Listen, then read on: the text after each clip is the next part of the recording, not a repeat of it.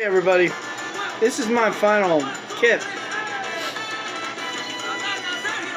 I have an HDMI TV with a standard keyboard and mouse in front of it. It's attached to an AT&T Uverse hub, and I have a cordless phone and a 5-port PoE switch, which is right here. And I have a Amazon Blink camera, which is an internet connected device, an IoT device, and that takes 30 frames a minute. You can save those on the internet, and it's pointed at the entrance to my door here, so it's motion activated, and it will take video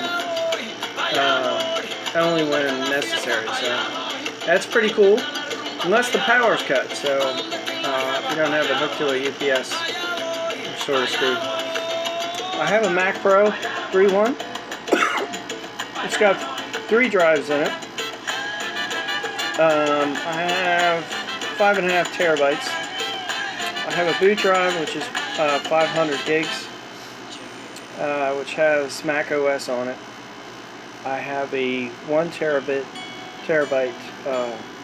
Server 2012 installation and 5 gigs of user space, or 4 gigs, or 4 terabytes of user space. Excuse me. I have a primary domain controller running on my Mac 3.1. It's 8 cores. They're all 3 gigahertz Xeon processors, and it is very fast. And I have 24 gigs of RAM in my platform. On my server, on the floor, I have 4 virtual machines running at 2.5 gigs. And then I have the core operating system, which is running Windows, 3CX PBX, and both an Oracle and a SQL Server. So on the single Mac tower, I'm essentially running 5 operating systems, each of which is public internet connected. So I have 5 machines, all that have a private IP or a public IP address.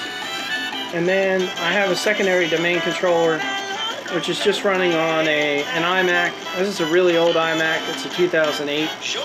And it's got a Core Duo Intel processor, and it's running at 2.66 gigahertz. So it's a dual core system. And this only has 3 gigs of RAM on it, but I'm not really running anything but a Win server and DHCP on it, so it works pretty good. When I'm in development mode, I cold fusion on it, and it's a little busy, but when it has a good internet connection, it runs pretty well. As far as network goes, other than the AT&T system, I have a Cisco ISR. This is running, it's a 2851. It's running enterprise IP code, and inside I have a VoIP gateway card, both an FXS and FXO, and I have a dial backup card that I haven't configured yet, but I will, and that will allow me to access the router remotely. The router is, console cable is tied out to the Mac 3.1 on the floor, so I can console into the router if Telnet's not working.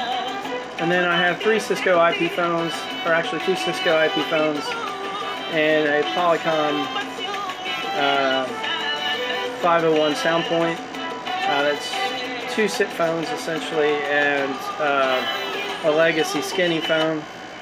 And they are configured into both my Cisco and to the 3CX instances that I have on my network. So that's pretty much it. I sent everybody this, so I'm hoping that you can get those configured. The kid in North Carolina has an additional 24-point switch, so it's a little fancier.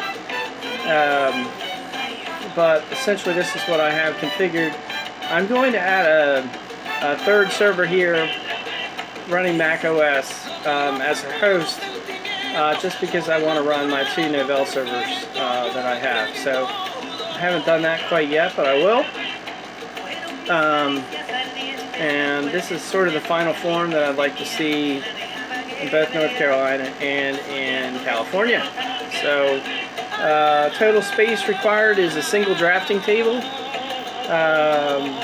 I guess I'm in about 8x4 space. And in a 10x10 I can add 4 additional cabinets of Mac Pro servers, and that's enough to power 300,000 users, believe it or not. So it's about as good as we get.